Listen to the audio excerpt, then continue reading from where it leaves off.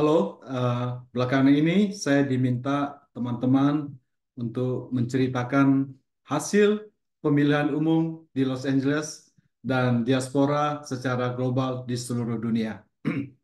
Hari ini tanggal Februari 27, so far suara yang masuk mungkin sekitar 55% ya.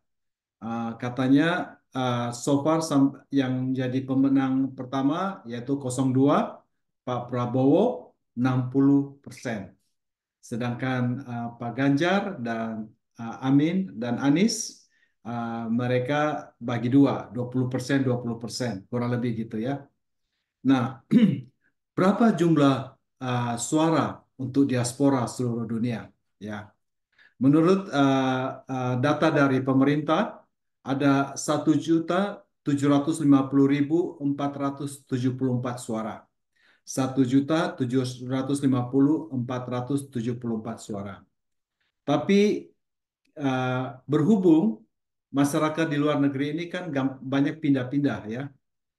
Jadi di expecting akan mungkin 1.750.000, tapi yang suara yang masuk mungkin 500.000, 600.000 gitu, less than 50%. Jadi kurang dari 800.000 lah gitu kurang lebih.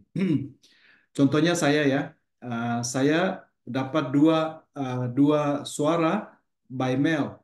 Untuk Cella Lumoindong, anak putrinya Pak Gilbert, dulu sekolah di sini tapi udah pulang. Terus kedua kemenakan saya Edward Slamet, uh, surat suaranya dikirim ke saya. Padahal mereka berdua sudah pulang. Jadi banyak hal-hal seperti itu. Kalau saya aja dapat dua suara yang anak-anaknya sudah pulang, apalagi orang-orang lain ya.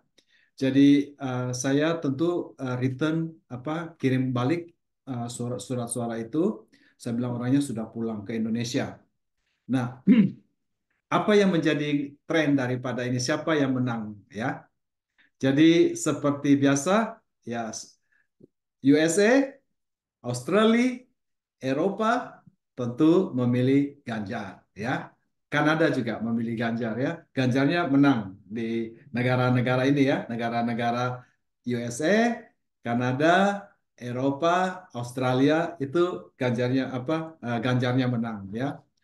Namun kita tahu bahwa sekalipun itu di situ menang, tapi diaspora Indonesia ini kan yang paling banyak itu di 3-4 lokasi. Pertama di Malaysia, itu ada 2 juta orang. Terus kemudian ada di Taiwan, 300.000 orang ya.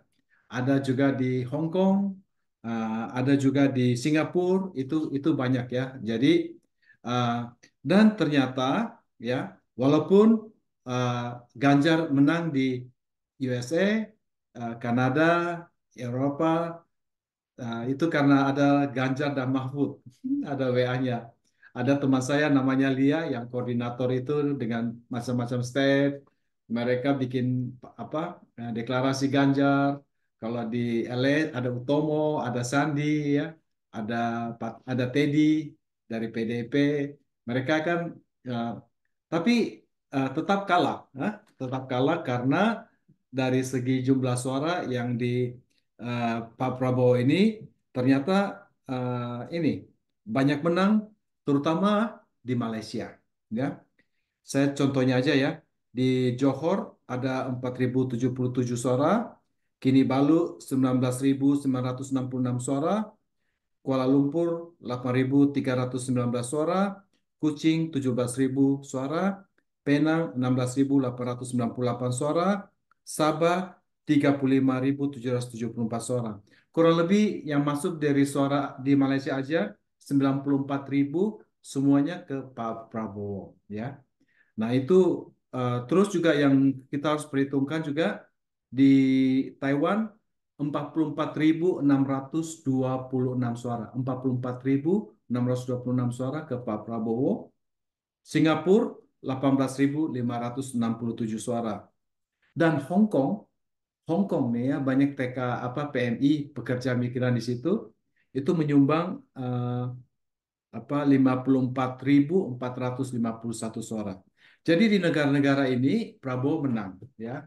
Karena itulah makanya sampai walaupun di USA Ganjar menang, tetap kalah suaranya ya, cuma 20%, Prabowo 60%. So, untuk saat ini ya di luar negeri. Saya kira eh, kalau mungkin perhitungan tambahan lagi dari ini dan kebanyakan di Malaysia, Prabowo punya suara akan tambah banyak lagi. Karena ada tren bahwa di Malaysia Prabowo unggul, ya.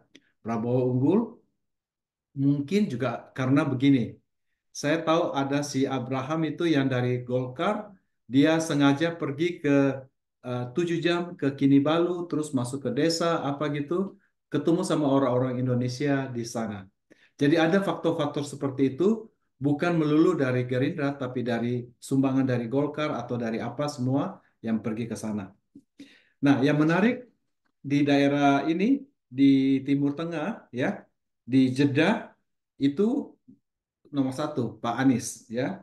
Itu di situ 10.394 suara.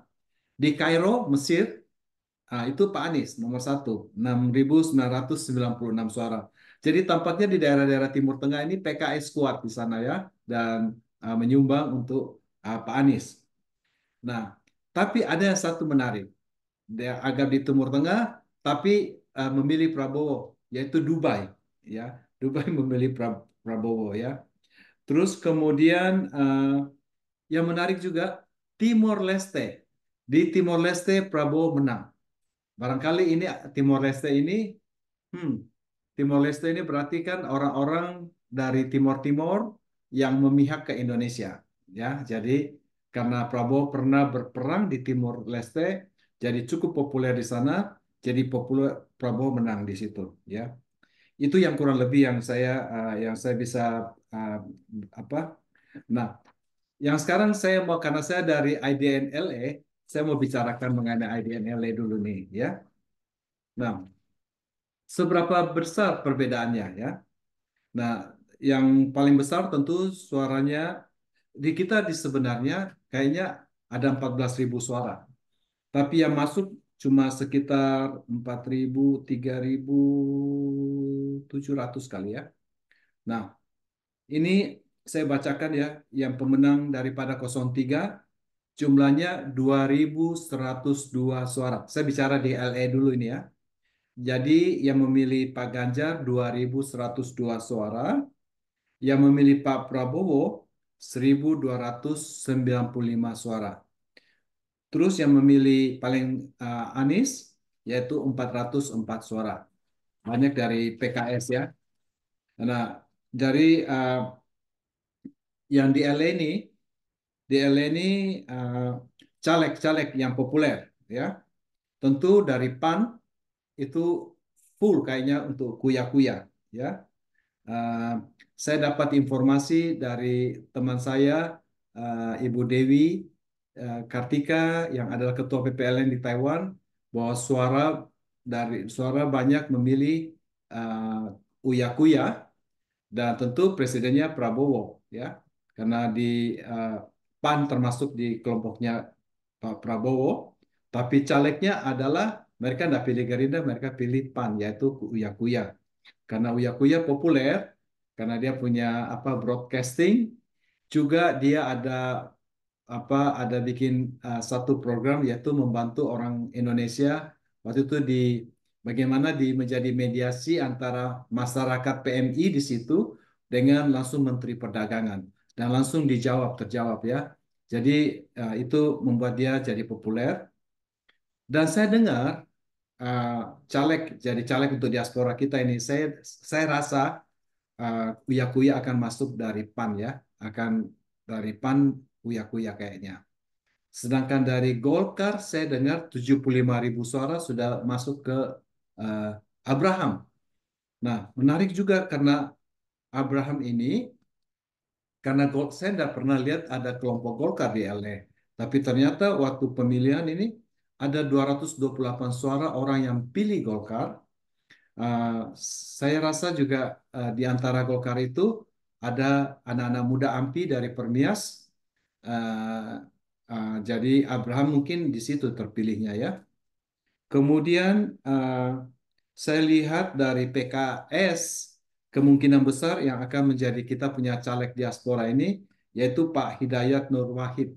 Ya, Eh, saya dapat informasi dari eh, Ketua Diaspora di Kanada, Pak Tunggul. Ya, beliau beritahu saya bahwa Pak Hidayat ini bagus ya. Saya sendiri belum pernah, saya sendiri belum pernah langsung komunikasi dengan beliau, tapi Pak Tunggul sudah dan katanya bagus ya.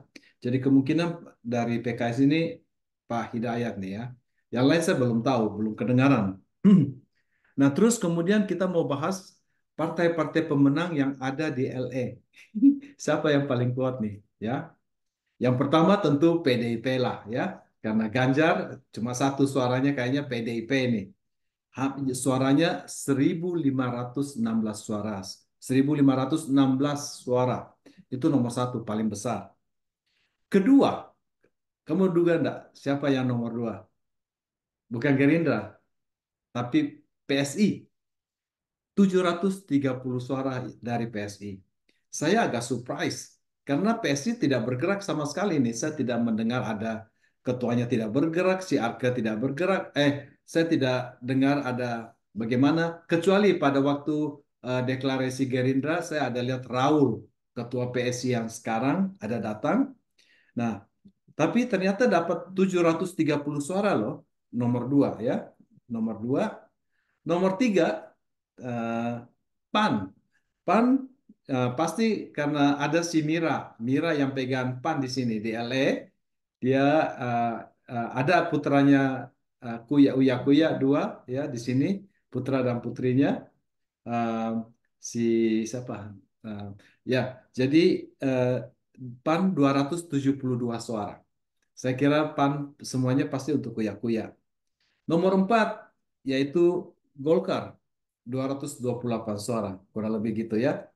Terus kemudian Perindo, Perindo 177 suara.